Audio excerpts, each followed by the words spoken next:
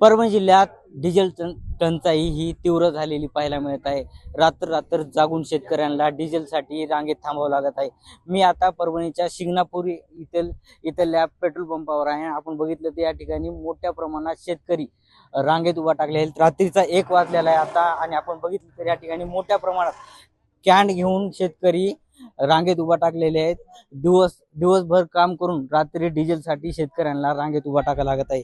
शेतात सध्या कामं सुरू आहेत आणि या कामामुळे शेतकऱ्यांना डिझेलसाठी या ठिकाणी थांबावं लागत आहे। दिवस दिवस थांबून या ठिकाणी डिझेल मिळत नसल्यामुळे रात्रीही शेतकऱ्यांना या ठिकाणी रांगेत थांबावं लागत। आपल्यासोबत काही शेतकरी आपण त्यांना विचारू केव्हापासून या ठिकाणी रांगेत आहेत। 6 वाजल्यापासून साहेब आलो इथं मी। आता 1 वाजायला हम्म. दिवसभर तर ट्रॅक्टर चलीन लागायले, पण आता डिझेल साठी रात्रभर इथं बसून राहणं लागायले। आता डिझेल कधी भेटते काय माहित, सकाळी मनाही सुटल, आता सकाळवर बसून राहायचं इथं। आता त्याच्या झोपी जावं तर पुन्हा कॅन्डी इकडे तिकडे जाईल, कोणी कॅन्डी घेऊन जाईल, त्याच्यामुळे जागच बसणं लागायले। आता काय सरकारचं म्हणणं आहे कोणाला ठाव। हा जेवण पिवणच काय चाललं, आता आतरून नाही पांघरून नाही तसंच झोपायचं इथं, पडा ये नाही बी झोपा ये नाही बी। लेकरं बाळ तिथं, बायको बी म्हणाली काय येतो का नाही की घरला। हा हो ना, काय काम रखडले शेतात? समजे शेतीचे कामच राहिलेत आता।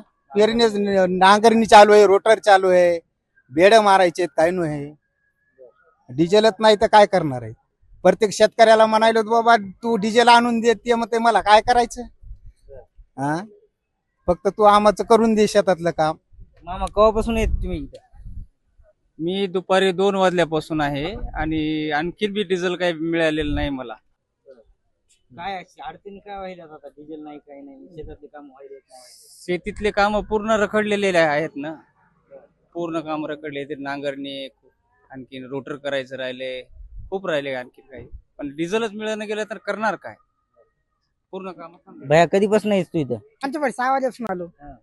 आता 1 वाजलाय, जेवण नाही काय नाही। कॅन 2000 डिझेल द्यायले, 55 लिटरची कॅन आणली, 20 लिटर डिझेल द्यायले।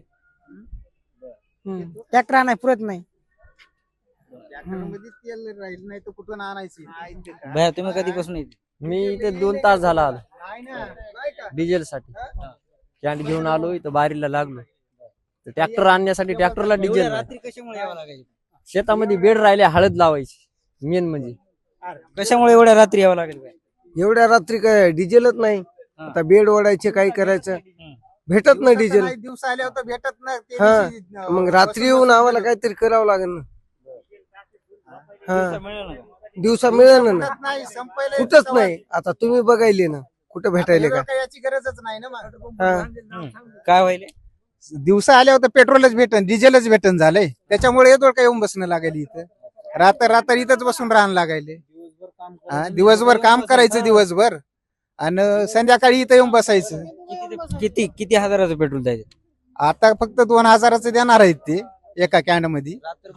हो 2000चं भेटणार आहे। आता 2000चं ट्रॅक्टर मध्ये काय होणार आहे, 2 एकर रोटर होत नाही त्याचं। हा 2 एकर रोटरासाठी रात्र काढायची, पुन्हा दिवसभर उद्या रोटर चालवायचं आणि पुन्हा इथे येऊन बसायचं परवाच्या दिवशी डिझेल आलं की। दुसरं काय होणार आहे। आपल्यासोबत अजून काही शेतकरी आहेत। आपण बघितलं त्या ठिकाणी मोठी रांग लागलेली आहे, रात्री 1 वाजलेला आहे आणि या ठिकाणी एवढे मोठ्या प्रमाणात शेतकरी डिझेलसाठी आलेले आहेत। दिवसभर डिझेल मिळत नसल्यामुळे या ठिकाणी शेतकऱ्यांना रात्र जागून काढावं लागत आहे। मामा कधीपासून आले? रात्री 8 वाजल्यापासून। बर. आता 1 वाजला साहेब। काय करणार आता, शेतीचे काम खोळंबलेले आहेत आणि रात्रभर असं 2000च्या डिझेलसाठी थांबायचं आणि दिवसभर 2000च्या डिझेल मध्ये 2 एकर पण जमीन होईन झाली। आता पेरणीचा टाइम आलेला आहे, आता हे पावसाचं वातावरण झालेलं आहे, शेतकऱ्यांना करायचं तर काय करायचं। ठेकेदाराला डिझेल आहे, सगळ्यांना डिझेल आहे, फक्त शेतकऱ्यासाठी डिझेल नाही। मग आता हे सरकारला आमची कळकळीची विनंती आहे बाबा, की आमचा काहीतरी प्रश्न मांडा तुम्ही कुठेतरी, का शेतकऱ्याला तुम्ही वरतीच धरता, एवढंच काय तुमच्यासाठी आहे का? अहो पेरणी 100% रोखणार। तुमचं डिझेल नाही तर तुम्ही जमिनीची कामं कशी करणार सांगा ना।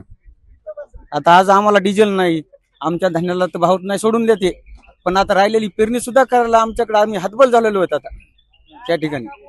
तर काय करणार आम्ही, समजा आम्हाला तुम्ही डिझेल देईनत, आमच्या धान्याला भाव देईनत, काहीच करीनत। आता इथे यायचं संध्याकाळी, दिवसभर काम करायचं, कुटुंब सोडून राहायचं, द्यायलेत किती एका कॅन्डीमध्ये 2000चं, 2000च्या डिझेलनं काय होणार आहे आम्हाला? काय आमचे पूर्तता जे आहे त्या तरी कमीत कमी ते आम्हाला द्या ना. बाकी राहिलं समजा डिझेल द्या, आमच्या मालाला भाव तर नाहीच नाही, तुमच्या खताचे भाव वाढवले, तुम्ही सगळंच केलं. इथं झोपणार का आता? हा मग आता काय करणार? घरी जावं तर येतो का जावं तर कुठं जायचं? कुटुंब सोडायचं, इथे येऊन पडायचं, इथं आतरण नाही, पांघरण नाही, जेवायला नाही, काय नाही. हप्ते का न भराव? म्हशीचं भाडं घेतले उद्या हप्ते का न भराव? इथं गाडी डिझेलच नाही, भाडं तर घेतले. आता इथं बारीला लागलो, कॅन कोण नेईन चोरून झोपल्यावर, झोपायचं बी नाही. कधी झोप येईन? हा, आणि खिशातले पैसे दुसऱ्याने काढून यायला डिझेल का न भरायचं? हा, खिशातले पैसे दुसऱ्याने काढून यायला डिझेल का न भरायचं? एकंदरीत बघितलं तर डिझेल अभावी शेतकऱ्यांचे चांगले हाल होताना पाहायला आपल्याला मिळत आहे. डिझेल कुठंही भेटत नसल्याने शेतकऱ्यांचे चांगले हाल होत आहेत. त्यामुळे शेतकऱ्यांना यंदाची पेरणी होईल का नाही अशी भीतीही निर्माण झाली आहे. विशाल शिंदे, साम टीव्ही न्यूज, शिंगणापूर, परभणी.